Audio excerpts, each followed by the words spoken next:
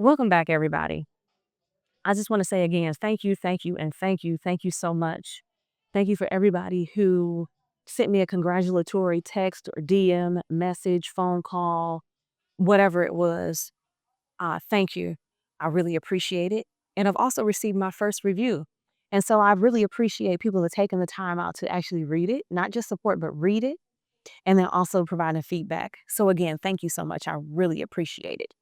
So today, we're going to talk about how faith plays a role in finding peace during the tough times. I don't know about you, but I am currently in one of the tough seasons of 2025 for me. What's happening is my mom had health challenges, and I've talked to you all before about this, but my mom had health challenges and she's been in and out of the hospital this year. I lost one of my favorite people, my Uncle John. And I thought that I could just jump back into life, right? But then as I was doing my leap and my jump back into life, like as other things were happening, I was still seeing clients. I am still promoting the book. I am still trying to stay connected with friends and family and still build a business here in Charlotte and in Houston. Just started to think about, is this really serving me? And what capacity do I have? As time went on, and it still goes on because I'm still in the middle of it, then I started to reevaluate have I lost myself in the process? And I did. Let's be very clear. I really did. I usually take 1 week a month off, and that's usually my me time to readjust, do the things that I want to do some things at home, also solidify some business things.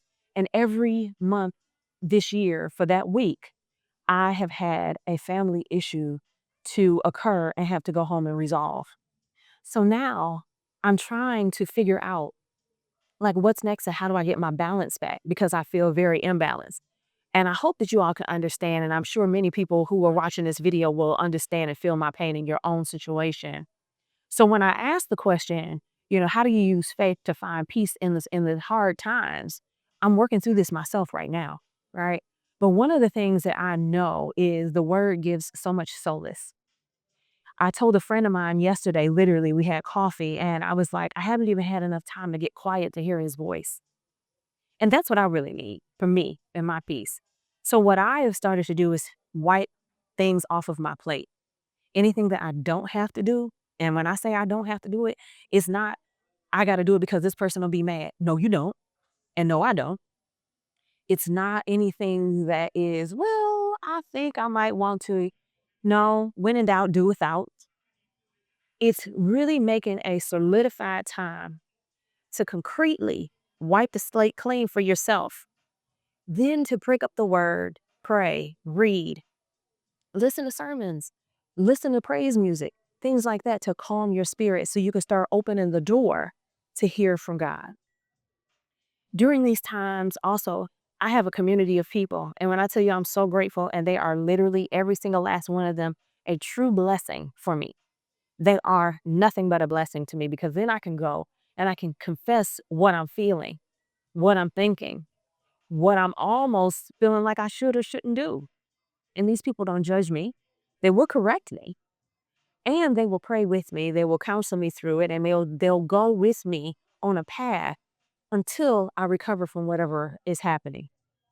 So have a community. And if you don't, establish one. I know a lot of times we think that we can do this life alone. No, we cannot. No, we cannot. But you definitely have to have a trusted group of people that you can be vulnerable with.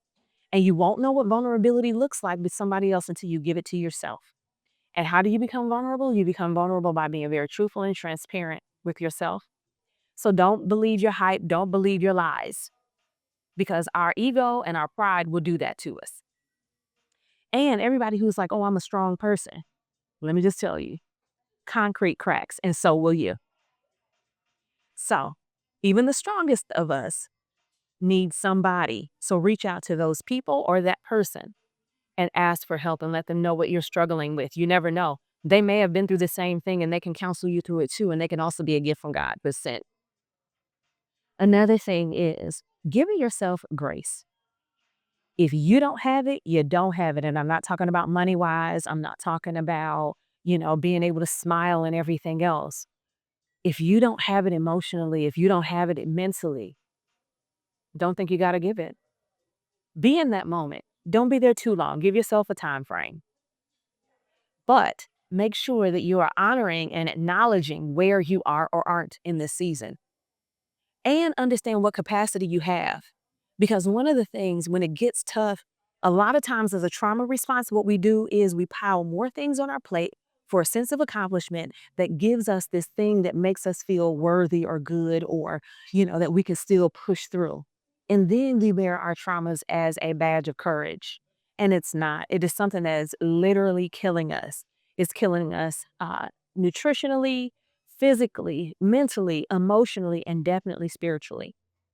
So release yourself from these titles, these labels, these shoulda, woulda, couldas, but now I can't. But also release yourself and give yourself the grace enough to know that you cannot do it all because you can't. And definitely not at the same time. So as you release and you become more attached to your humanity and not this identity that we assume, and sometimes I call it like our um our super power, like our super character. Again, somebody could call me Storm, somebody else could be Black Lightning, somebody else could be T'Challa and Black Panther. There's always a person behind that is dealing with something and struggling, and they use the alter ego to come in and try to defend and protect them. Let it go. Say goodbye and say hello to yourself. But at the same time, when you're doing that, see where God is and where He's taking you through. But also, it's important to know what type of season you're in as well with them. And again, I'll go back and say, in order to do that, you've got to hear His voice.